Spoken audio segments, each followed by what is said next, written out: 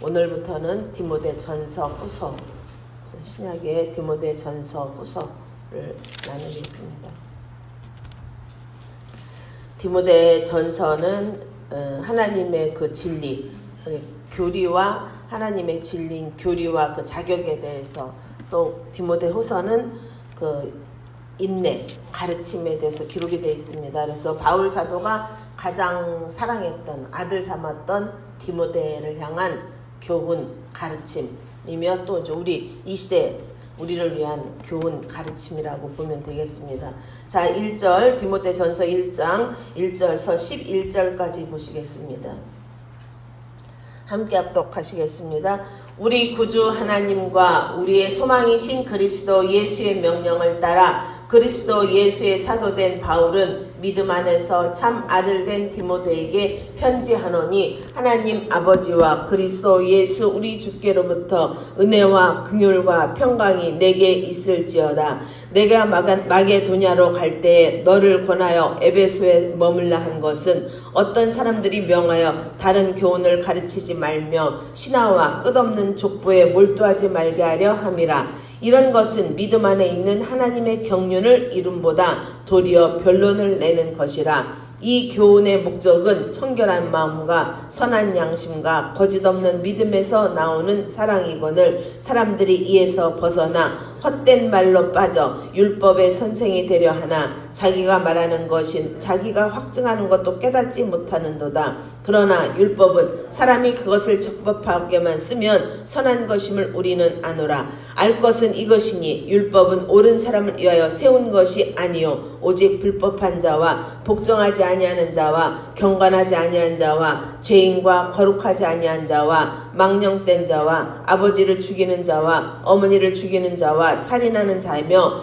음행하는 자와 남색하는 자와 인신매매를 하는 자와 거짓말하는 자와 거짓 맹세하는 자와 기타 바른 교훈을 거스르는 자를 위함이니, 이 교훈은 내게 맡기신 바 복되신 하나님의 영광의 복음을 따름이니라. 아멘. 디모데는 그 할머니 때서부터 바른 교훈을 받았고, 말씀의 그 중심에서 살아갔던 사람이에요. 그래서 바울 사도가 디모데를 참 아들이라고, 이렇게 참 아들 된 디모데. 그래서 성경에 이 바울이 쓴 서신 중에서 이렇게 참 아들 된 디모데 하는 것을, 참 아들이라는 호칭을 붙인 사람은 디모데밖에 없어요. 그래서 우리가 하나님 앞에 이렇게 참 아들, 참 신부 이가 된 삶을 살아가야 될 줄로 믿습니다. 1장 1절에 보니까 우리 구주 하나님과 우리의 소망이신 그리스도 예수의 명령을 따라 그리스도 예수 사도된 바울은 그랬어요. 이제 구약에서의 어떤 그 하나님, 또 이제 신약에서 우리의 소망이 되신 그 하나님, 예수님의 그 명령을 따라 바울은 사도가 됐다는 거예요. 그냥 내가 하고 싶어서 된 것이 아니라 하나님의 그 명령에 따라, 하나님의 그 의지에 따라, 하나님의 감동에 따라 사도가 됐다는 거예요. 주의 종이 그냥 어떤 자기가 은혜를 훅 받으면은 하나님 일을 하겠습니다. 이래가지고 주의 종이 되겠습니다. 그래서 자기의 서원에 의해서 주의 종이 된 사람들이 있고, 또 부모의 그 서원에 의해서 주의 종이 된 사람들이 있고, 저처럼 안 하려고 도망 다니다가 끌려와서 주의 종이 된 사람들이 있다는 거예요. 또 이제 이 시대는 우리나라 같은 경우는 주의 종들을 성도들이 잘 섬겨요. 이러다 보니까 이제 섬김을 받고 싶어서 죄종이 된 사람들도 너무나도 많다는 거예요. 그런데 우리나라만 그런 게 아니라 그 당시 에베소 교회도 그런 사람들이 너무 많았던 거예요. 그래서 거짓 교리를 가르치고 자기 것을 가르치고 자기 확신을 가르침으로 인해 가지고 이제 뒤에 나오는 20절에 나오는 후메네와 알렉산더와 같은 이런 거짓 교사들이 있어가지고 혼란에 빠뜨리는 거예요. 에베소 교회를 혼란에 빠뜨렸는데, 이 바울이 이제 디모데에게 이제 그 부분에 대해서 이제 지적을 하고 있는 거예요. 디모데전서 1장 2절에 보니까 믿음 안에서 참 아들 된 디모데, 이거보다 더 귀한 것이 없죠. 믿음 안에서 한 형제 되고 믿음 안에서 한 공동체가 된 하늘 영광 여러분과 저의 관계는, 이건 하나님이 끊지 않으면 끊을 수가 없는 거예요. 아니면 자기 스스로 나가든지 이제 이렇게 되는데, 이렇게 믿음 안에서 참 아들 된 디모데에게 편지하노니, 하나님 아버지와 그리스도 예수 우리 주께로부터 은혜와 긍휼과 평강이 내게 있을지어다. 가장 큰 축복이죠. 그죠? 바울 사도의 또 주의 종된 부모로서 자녀들에게 주는 가장 큰 축복이 예수 우리 주께로부터 은혜와 긍휼과 평강이 내게 있을지어다. 가장 큰 축복이에요. 이 은혜와 평강과 긍휼만 우리의 삶 가운데 임한다면 우리는 부족한 것이 1도 없어요. 정말 하나님의 은혜, 헤세드, 평강, 샬롬, 또 이 긍휼, 은혜와 긍휼은 하나로 묶죠. 그죠? 헤세드라는 그 단어 속에는 자비, 긍휼, 사랑, 평강 모든 것이 다 들어있어요. 그래서 이 은혜와 긍휼과 평강 이거는 몸의 평안이 아니에요. 몸의 평안이 아니 마음의 평강이에요. 마음이 평안하면은요 모든 것이 다 아름다워 보입니다. 마음이 평안하면 하나님이 보여요. 하나님이 행하시는 일이 보여요. 그렇기 때문에 마음이 두렵거나 떨리지 않아요. 그런데 사단은 그걸 알기 때문에 어떤 문제와 사건을 통해서 돌을 하나 탁 던져놓거나 가시를 하나 딱 던져놓음으로 인해서 그 평강이 깨지게 해요. 평강이 깨지면 그때부터 하나님이 보이지 않고 중심을 잃어버리니까 불안하고 두렵고 또 나만 피해자 같고 좌절이 되고 낭망이 되고 이런 마음을 줍니다. 평강이 깨지면 이런 마음이 그냥 자연스럽게 따라오는 거예요. 근데 이런 마음을 쫓아내면은 빛 대신 예수의 그 십자가를 붙들고 이런 마음을 쫓아내면은 마음에 또 평안이 찾아오고 평안이 찾아오면 성난 파도 안에서도 마음이 편안하다면은 안전하다는 것을 느끼게 되고 소망과 기대 가운데 바라볼 수 있다는 거예요. 예수님께서 성난 파도가 있는 그 배에서 제자들은 다 두려워 떨었지만 예수님은 얼마나 평강했으면 잠을 주무셨어요. 그것처럼 우리도 그렇게 살아갈 수가 있다는 거예요. 십자가의 영광이 우리 안에 있고 예수님께서 우리 안에 계심으로 인하여서 여러분이 선한 믿음을 가지고 살아간다면 어떤 상황 속에서 깜짝 놀라긴 하지만 이 또한 그 깜짝 놀라는 그 순간 하나님의 손이 보이고 일하시는 예수님이 보이기 때문에 우리는 언제나 승리할 수 있다는 거예요. 그래서 오늘 이제 3절에서 11절까지 그 뒤로도 마찬가지지만 에베소의 그 거짓 교사들을 향해서 선포하는 다른 교리를 가르치지 마. 참 진리만 가르쳐 이거예요. 이 세상에 기도를 너무 많이 하다 보면은 이게 이제 살짝 돌아요. 이래가지고 근데 본인도 몰라요. 가르침을 받는 사람들도 몰라요. 그래서 살짝 돌아가지고 그것이 자기의 그 참 진리인 양 가르치는데 그걸로 인해 가지고 많은 사람들이 묶임을 받고 넘어진다는 거예요. 그래서 오늘 이 본문을 통해서 디모데 전후서를 통해서 성도로서 예수님의 그 신부로서 하나님의 자녀로서 어떤 삶을 살아가야 되는지를 우리가 마음 깊이 새겨서 지난 것은 돌아보지 말고 지난 것은 하나님의 은혜만 기억하면 돼요. 하나님의 은혜. 우리가 어렵고 힘들고 정말 좌절이 되고 낭망이 되고 있을 때 하나님께서 우리를 어떻게 인도해 오셨나 하나님의 그 은혜만 기억하고 앞에 십자가 영광을 바라보고 이제부터라도 벗을 거 벗고 놓을 거 놓고 고칠 거 고쳐서 하나님의 그 참 제자가 되는 저와 여러분들이 되기를 예수님으로 축복해 드립니다. 3절에 보니까 내가 마게도냐로 갈 때에 너를 권하여 에베소에 머물라 한 것은 어떤 사람을 명하여 다른 교훈을 가르치지 말며 그랬어요. 여기서 다른 교훈 어떤 사람 이것이 이제 후메네오와 알렉산더와 같은 이제 이렇게 거짓 교사들을 가르치는 거예요. 그래서 에베소 교회 안에 엄청난 은혜와 축복이 이제 임하다 보니까 이제 성도들도 많아지고 교회가 모든 것이 든든하게 세워졌을 때 이 거짓 교사들이 흘러 들어와서 지금으로 말하면 신천지 이런 거겠죠. 흘러 들어와서 충성되고 헌신하는 것 같은데 자기 교리를 가르치는 거예요. 자기 욕심을 채우고 자기 교리를 가르치고 자기 사람을 만들고 자기 의를 드러내고 그런데 이것을 판단하기에는 너무 어려운 상황이 된 거예요. 그러니까 바울 사도는 이제 한 발짝 물러서 다 보여. 그러니까 디모데를 그곳에 남겨두고 이제 계속 이제 서신을 통해 갖고 어떻게 가르쳐야 될 것인가, 어떻게 그들을 뽑아내야 될 것인가에 대해서 쭉 가르치고 있어요. 그래서 4절에 보니까 신하와 끝없는 족보에 몰두하지 말게 하려 함이라. 이런 것은 믿음 안에 있는 하나님의 경륜을 이름보다 도리어 변론을 내는 것이라 그랬어요. 여기서 신하라는 것은 구약에 나오는 구약 족보에 나오는 사람들을 우상화하는 거예요. 우상화해서. 그러니까 하나님께서 모세를 가나안 땅으로 사람이 우상화돼서는 안 되거든요. 사람이 우상화가 돼서 안 되니까 하나님께서 모세를 너는 가나안 땅만 바라보고, 그죠? 느보산에 올라 가나안 땅 바라보고 너는 가나안 땅에 들어가지 못할 거라고 그랬어요. 왜? 그러면은 모세는 지옥불에 떨어졌느냐? 아니요. 모세가 바위를 친 것을 성경에서는 그것 때문에 이렇게 문자적으로 보면은 가나안 땅에 들지 못한 것으로 알아요. 근데 그것이 아니라 하나님이 아닌 모세가 신하가 될 수 있기 때문이에요. 창세기에서는 하나님께서 우주 만물을 창조하시고 개인적인 소명, 개인적으로 불러낸 게 누구냐? 믿음의 자녀로 불러낸 게 아브라함이었어. 그죠? 아브라함 한 개인을 불러내서 믿음의 조상을 삼았습니다. 그리고 출애굽기에서는 모세를 불러서 모세를 통하여서 이스라엘 공동체를 구원하는 구원의 역사가 기록이 되어 있다면, 이 신약으로 넘어오면서는 이제 예수님을 통해서 전 인류, 온 열국을 구원하는 것이 하나님의 계획이에요. 거기까지 갔어요. 그래서 우리가 그로 인해서 하나님을 알게 됐고 예수가 믿어지고 성령이 우리 안에 있는 것이 믿어지고, 그래서 성령을 의지하고 예수를 의지하는 삶을 살아갈 수 있는 것은 결국은 예수님의 십자가의 영광이라는 것을 기억해야 돼요. 그래서 이렇게 구약의 어떤 내가 엘리야야, 내가 모세야, 뭐 이런 경우 있죠, 그죠? 모세 영을 받았어, 누구의 영을 받았어, 이래는 이 시대도 그런 사람들이 있어요.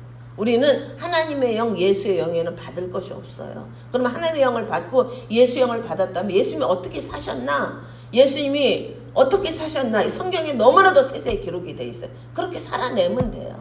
이거 하나님의 사랑은 우리의 의지가 필요해요. 나는 할 수 없지만 성경을 보니 예수님은 이렇게 살았네. 내 몸은 자꾸 왼쪽으로 가려고 그러는데 예수님은 오른쪽으로 갔어. 근데 고난이 있고 슬픔이 있고 아픔이 있어. 그래도 예수 영을 받은 우리는 그 길을 선택해야 된다는 거예요. 내가 손해를 보고 내가 억울할 것 같아도 예수님이 선택한, 예수님이 가신 그 길을 선택해서 가다 보면은 발을 내디딜 때는 두렵고 떨려요. 그런데 일단 내딛고 또 한 발짝 뛰려보면 아하, 이렇게 되는 거예요. 아하, 이거였구나.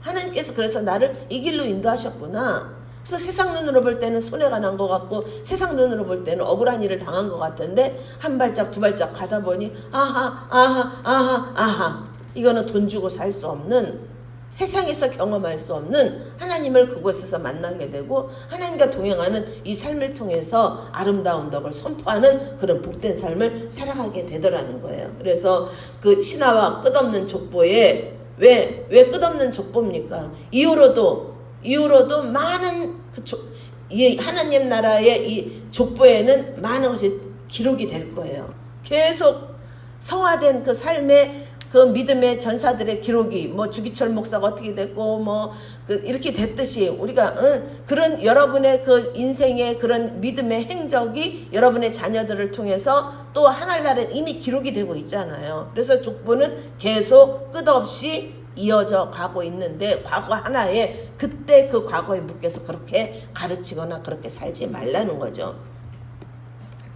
그래서 믿음 안에 있는 하나님의 경륜을 이름보다 도리어 변론을 내는 것이다. 족보나 이런 것에 신화에 몰두하는 것은 하나님의 경륜이라는 건 뭡니까? 하나님의 복음을 전달하기 위한 복음 사역의 그 사도된 직분, 이런 직분을 나타내는 거예요. 하나님의 경륜이라는 것은. 그래서 경륜을 이름보다 도리어 이제 변론을 하는, 복음을 전하고 복음을 나타내고 복음을 증거하는 것이 아니라 오히려 그것이 아니다라는 것을 변론하는 것밖에 되지 않는다는 거. 이것이 하나님 보시기에는 대단히 배역한 삶이죠. 그래서 이 교훈의 목적은 청결한 마음과 선한 양심과 거짓 없는 믿음에서 나오는 사랑이거늘 그랬어요. 자, 이 하나님의 경륜, 사도된 직분의 직임의 이런 그 직분, 이런 것은 결국은 뭐냐? 청결한 마음에서 나와야 된다는 거예요. 디모데후서 2장 22절 보겠습니다. 그 뒤로 넘어가서 제 성경으로는 345쪽에 있습니다. 깨끗한 마음이라는 것은 뭐냐? 뭐 여러 군데 기록이 되고 있지만 우리가 디모데를 보고 있으니까 22절 봅니다. 또한 너는 청년의 정욕을 피하고 주를 깨끗한 마음으로 부르는 자들과 함께 의와 믿음과 사랑과 화평을 따르라 그랬어요. 청년의 때는 이 정욕에 붙들리죠. 꿈도 크고 그냥 뭐지 빌딩도 12채 졌다 부셨다 하고 자기가 대통령 자리까지 올라갔다 내려왔다 뭐 별별 하지만은 청년의 그런 정욕은 피하고 주를 깨끗한 마음으로 부르는 자들과 함께 의와 믿음과 사랑과 화평을 따르는 일을 선택하라는 거예요. 의와 믿음과 사랑과 화평. 의라는 건 뭡니까? 예수님 자체가 의예요. 그죠? 말씀 자체가 의예요. 그래서 의와 믿음과 사랑과 화평을 따르라 그랬어요.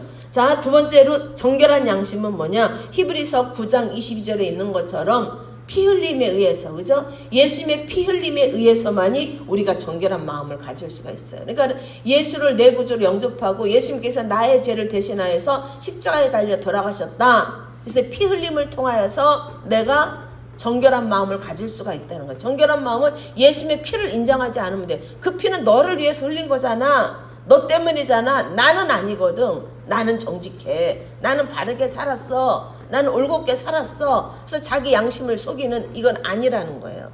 내가 얼마나 죄인이고 내가 얼마나 악하고 내가 얼마나 게으른가를 알아야 돼요. 그럼에도 불구하고 예수님의 그 피 흘림으로 인해서 내가 하나님의 의가 된 것을 인정해야 돼요. 그러다 보면은 겸손해질 수밖에 없고 낮아질 수밖에 없고 그 겸손과 낮아짐을 통해서 하나님이 높임을 받는 거예요. 세상의 어떤 권력이나 물질이나 어떤 학벌에 자기를 낮추는 것이 아니라 그냥 내가 원래 죄인이었어. 원죄에 대한, 그래서 그 죄로 인해서 내가 이렇게 악한 삶을 살았어. 모든 것을 나의 소유 삼으려고 했고 내 이름 내기에 바빴고 내 사람 만들기에 바빴어. 그런데 예수님의 그 십자가 앞에 그 피 흘림을 통해서 하나님께서 나를 깨닫게 하셔서 내가 어떤 존재인가, 하나님의 아들로서 예수님의 거룩한 신부로서 성령님의 동역자임을 깨닫게 될 때 자격이 있어요, 없어요? 없어요. 우리가 자격이 없는 나를 하나님께서 말씀 맡은 자로 삼으시고 말씀을 전하는 자로 삼으신 것에 대해서 우리는 너무 감사하고 하나님 앞에 찬송할 수밖에 없고 하나님을 경외하고 경배할 수밖에 없고 송축할 수밖에 없는 상황에서 우리는 낮아지죠. 마음이 그냥 낮아지는 거예요. 이것이 결국은 정결한 마음이라는 거예요. 그래서 온전한 믿음은 뭐냐? 히브리서 10장 22절 보겠습니다. 온전한 믿음, 그 뒤로 가면 히브리서가 있죠. 히브리서 10장 22절, 제 성경으로는 363쪽에 있습니다. 19절에서 25절까지 우리 한마음을 합독하시겠습니다. 그러므로 형제들아, 우리가 예수의 피를 힘입어 성소에 들어갈 담력을 얻었나니 그 길은 우리를 위하여 휘장 가운데로 열어놓으신 새로운 살 길이요 휘장은 곧 그의 육체니라. 또 하나님의 집 다스리시는 큰 제사장이 계심에 우리가 마음의 뿌림을 받아 악한 양심으로부터 벗어나고 몸은 맑은 물로 씻음 받았으니 참 마음과 온전한 믿음으로 하나님께 나가자 그랬어요. 그러면서 또 약속하신 이는 미쁘시니 우리가 믿는 도리의 소망을 움직이지 말며 굳게 잡고 서로 돌아보아 사랑과 선행을 격려하며 모이기를 패하는 어떤 사람을 습관과 같이 하지 말고 오직 권하여 그날이 가까움을 볼수록 더욱 그리하자 그랬어요. 자, 어디에다 뿌림을 받아야 돼요? 온전한 믿음의 시작은 예수 그리스도의 피, 예수 보혈의 뿌림을 마음에 받아야 된다는 거예요. 머리에 받는 것이 아니라, 몸에 받는 것이 아니라 마음에 피 뿌림을 받음으로 인하여서 악한 마음으로부터 벗어나야 된다는 거예요. 우리 마음이 얼마나 더럽고 추악하고 돼지우리 같은가를 알아야 돼요. 그러니까 어떤 문제와 사건을 만날 때마다 그 문제와 사건을 십자가 앞으로 갖고 나오면은 우리 마음판이 얼마나 더러운가, 악취가 나고 더러운가, 그러면서도 깨끗한 척하고 사는가, 우리가 얼마나 위선자인가를 알게 하세요. 알아야 돼요. 깨달아야 돼요. 그것이 결국은 온전한 믿음의 받침이 되는 거예요. 나는 정직하게 살았어. 나는 성실하게 살았어. 저도 그런 마음을 가졌어요. 내 유익 절대로 구하지 않았고 지금 돌아보면 후회되는 부분들이 참 많아요. 내 자녀들을 그때 이렇게 했어야 됐는데 놈의 자식들 챙기느라고, 학원 할 때도 놈의 자식들 챙기느라고 내 자녀들 방치했었던 그리고 그냥 니들은 잘 따라올 거야 라고 그냥 믿었던, 아직 그 아이들은 뭐가 필요해요? 부모가 필요하고 부모의 사랑이 필요한데 방치했었던 이런 부분들이 후회가 돼요. 그런데 그거를 이미 뭐 오랜 시간이 지났으니 돌이킬 수도 없고 반복될 수도 없고, 이런 상황에서는 뭐밖에 없어요? 기도밖에 없어요. 그런데 기도를 할 수 있다는 것이 또한 감사죠. 그죠? 우리가 기도 자리에 올 수 있고 기도로 자녀들을 섬길 수 있는 것 외에는 우리가 할 수 있는 일이 아무것도 없어요. 아마 후회를 해도 우리가 또 그 상황이 되면은 저 같은 경우 또 그 일을 또 반복할 거예요. 그 일을 또 반복하고 있을 거예요. 그러니까 벽에 부딪히잖아. 나는 여전히 그런 사람이야. 내 육신의 삶은 여전히 남의 것을 위한다고 내 것을 함부로 하는, 그래서 결국 하나님도 그게 어디까지 가요? 내 하나님까지 내가 함부로 하는 여기까지 가는 거예요. 그런데 이걸 어찌해, 그죠? 그러니까 어찌할 거 탄식할 때 기도할 수 있는데 네가 무엇을 염려하느냐, 이 마음이 훅 올라오는 거죠.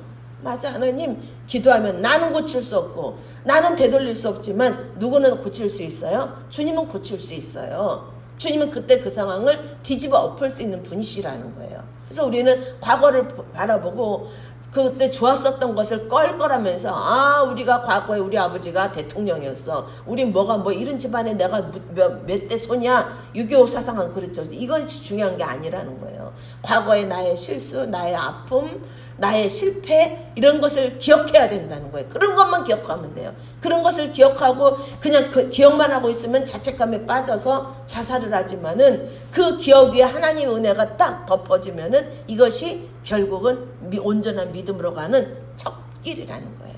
그래서 우리는 과거의 우리 악한 모습과 연약한 모습을 절대로 잊어서는 안 된다. 이것이 장막절의 은혜예요. 우리는 이래, 우리가 할 수 있는 것이 아무것도 없었어. 근데 하나님이 우리를 도우시고 이끄시고 보호하시고 지키셔서, 내가 엄마가 아빠가 이것이 하나님 앞에 한 건 줄 알고 내 것을 하는 건 줄 알고 내 힘을 하는 줄 알고 불평하고 원망할 때도 있었는데, 돌아보니 그것조차도 내 것이 하나도 없었어. 다 하나님께서 우리에게 은혜를 주시고 은총을 베풀어 주셔서 하나님의 것으로 섬겼더니 하나님이 또 하나님의 것으로 채워주시는 은혜의 통로에 우리가 지금 살고 있음을 고백해야 돼요. 우리가 누구를 가르치겠습니까? 우리 자신도 우리가 스스로 가르쳐서 변화시킬 수 없어요. 그렇게 우리는 기도하는 것 외에는 없다. 말씀을 몸으로 살아내고 기도를 통해서 우리를 온전한 믿음으로 키워나갈 때 결국 하나님께서 여러분의 삶 가운데 일하실 줄로 믿습니다. 참 믿음과 온전한 믿음으로 하나님께 나가자. 또 약속하시는 믿으신 우리가 믿는 도리의 소망을 뭐하지 말라 그랬어요? 움직이지 말라 그랬어요. 움직이지 말아야 돼요. 믿음의 소망을 움직이지 말아야 되는데, 하나님은 여러분을 더 귀하게, 더 높이, 더 아름답게 쓰기를 원하시는데 정욕에 붙들려서 자기들이 목표를 세워놔요. 그리고 거기까지 이거예요. 또 이제 작정해요. 10일간 기도해서 이 문제가 해결되지 않으면, 21일간 기도해서 이 문제가 해결되지 않으면 나는 이 교회를 떠날 거야. 아무튼 간에 여러 가지 이제 상황들이 있었지만 지난달 이렇게 돌아보면은 정말 하나님이 많은 일을 하셨어요. 많은 일을 하셨고 많은 가정을 세우셨고 많은 영혼들을 세우셨는데, 자기들의 이제 믿음에 교만이 들어가니까 판단하는 그 잣대로 인해서 넘어지는데, 또 기도하는 사람들은 기도 자리에서 또 하나님께서 회개를 시키세요. 그런데 이제 이 기도가 오늘 그 디모데전서에서 보는 것처럼 거짓 선지자들, 그 귀신에 붙들리거나 자기 교리에 자기가 확증을 받은 자들은 어렵죠. 그래서 우리가 24절에 보면은 서로 돌아봐 사랑과 선행으로 격려하라고 그랬어요. 지적하고 판단하는 것이 아니라 사랑과 선행으로 격려를 해야 돼요. 자녀들에 대해서도 제가 이만큼 살아보니까 그렇더라고요. 너 이거 왜 그랬어 저래서 지적하고 판단하면은요, 오히려 그 지적 판단 받은 것을 고치지 않더라고요. 그냥 그거는 그대로 두고 잘한 것에 대해서 사랑과 선행으로 부추겨 이렇게 칭찬해주고 선행을 이렇게 보이고, 또 내가 나의 어떤 실수를 인정하고 나가면은 처음에는 헐 이러지만은 결국은 그 엄마를 따라와요. 그 아빠를 따라옵니다. 그래서 믿음의 그 견고한 그 반석에 서신다는 것을 우리가 기억해야 돼요. 예수님도 나도 너를 정죄하지 아니하니까 너도 너를 정죄하지 말고 어떻게 하라 했어요? 다시는 그 죄를 짓지 말라고 그랬어요. 참, 그래서 믿음에서 나오는 본문으로 갑니다. 디모데전서 1장 5절. 그래서 거짓이 없는 믿음에서 나오는 사랑이거늘 사람들이 이에서 벗어나 헛된 말에 빠진다는 거예요. 인간들의 망상이 그 막 헛된 망상에 빠져갖고 우르륵 쫓아다니고, 그래서 자기 재산 다 내놓고, 또 귀신들의 속임수에 빠지고, 속살거리는 말에 다 빠져가지고. 이단이 왜 돈이 많은 줄 알아요? 이단 교회들이 돈이 많은 이유가 바로 이런 거예요. 속삭임과 또 인간의 그 망행에 다 속아가지고 그냥 거기다가 다 갖다 바치면은 그냥 자기 하나는 되는 줄 알고, 이런 것들에 대한 에베소 교회도 실제로 이런 일이 벌어졌던 거예요. 그래서 지금도 그 에베소 교회가 있던 자리 가보면은요, 음란과 그 태폐와 향락이 얼마나 그 난무했는가를 그 시대에, 그죠? 이 로마 이 예수님 이 시대에 그 목욕탕 문화가요 얼마나 발달을 했는지요. 가서 보면은요 정말 그 흔적들이 지금 다 남아 있잖아요. 그러니까 목욕탕에서 나오고 또 뭐 이게 물고 익투스가 사실은 그 하나님은 살아계시다라는 상징이었는데, 이것이 그들에게는 암호가 돼가지고 그 이제 그 음란한 사람들 그 퇴폐형, 우리나라도 그렇게 한참 성행했던 막 드러내놓고 있잖아요. 그죠? 이 대전역 앞에 가면은 그런 것처럼 그런 그 포주들이 다 이렇게 암호를 해놓으면 그 길을 따라가면은 이제 거기 또 칸칸칸칸 갖고 이런 것이 지금 다 남아 있어요. 그러니까 에베소 교회가 너무 부흥도 했고 돈도 많았고 이러다 보니까 결국은 퇴폐 타락의 길로 가고 있고, 그 틈을 이제 뭐죠 이렇게 거짓 선지자들이 나타나가지고 회유하는 이런 상황이죠. 자, 7절에 보니까 율법의 선생이 되려하나 자기가 말하는 것이나 자기가 확증하는 것도 깨닫지 못하는도다. 그래서 예수님께서 정죄하지 말라, 판단하지 말라 그러는 거예요. 우리가 정죄하고 판단하는 것을 우리가 정확하게 안다면 정죄하거나 판단할 수가 없어요. 그런 상황, 그렇게 된 상황에 너무 아프거든요. 너무 딱하거든요. 너무 안 됐거든요. 왜? 나도 그 길을 걸어왔으니까. 그런데 이렇게 그러나 많은 사람들이 율법 선생이 됨으로 인해서 자기 입지를 높이려 하고 자기 입지를 굳게 하려고 한다는 거예요. 이것을 하나님께서 싫어하신다는 거죠. 자, 또한 8절에 보니까 그러나 율법은 사람이 그것을 적법하여 쓰면 뭐가 된다? 선한 것이 된다는 거예요. 오늘 내일 이제 율법에 대해서 다시 한번 여러분과 은혜를 나누겠습니다. 그래서 율법은 누구를 책망하거나 정죄하거나 판단하기 위한 것이 아니다. 그냥 울타리예요. 니들 요양스럽게 살아. 그러면은 하나님의 그 사랑과 평강과 은혜를 누리고 살 거야. 이거예요, 율법은. 근데 이 거짓 선지자는 그 율법을 갖다 막 때리죠. 너 왜 그렇게 살지 마. 막 이러는데 정작 자신은 그거에 대해서 몰라. 유대인들이 그랬잖아요. 그러니까 아버지를 알면 나를 알았고 나를 알면 니들이 아버지를 알 텐데 너희들이 다 모른다 이거죠. 그들은 율법의 대가라고 스스로 알고 있어요. 그런데 모르는 거예요. 그런데 이 시대도 마찬가지예요.